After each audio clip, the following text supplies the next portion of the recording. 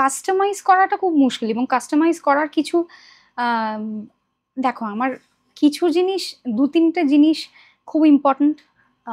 এক মানুষের প্রতি বিশ্বাস, ট্রাস্ট, এবং আমার যেহেতু ক্যারিয়ার খুব ডিমান্ডিং, সে যদি অন্য প্রফেশনের হয়, সে যদি সেটা বুঝতে পারে এবং আমার কম সময় দিতে পারাটাকে যদি সে গ্রেসফুলি অ্যাকসেপ্ট করে, আমার মনে হয় সেটাতে আমিও খুশি থাকবো।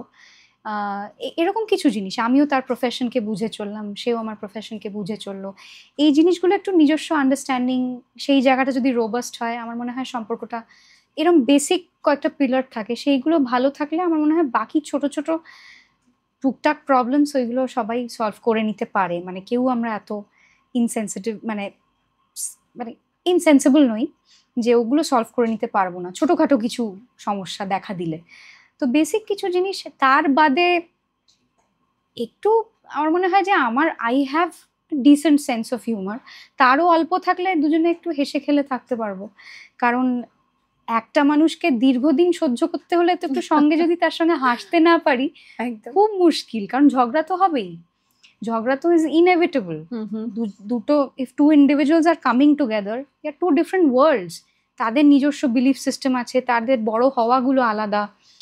তো তাদের অনেক জায়গায় লাইক মাইন্ডেড তারা হলেও কিছু জিনিস তো আলাদা হবেই।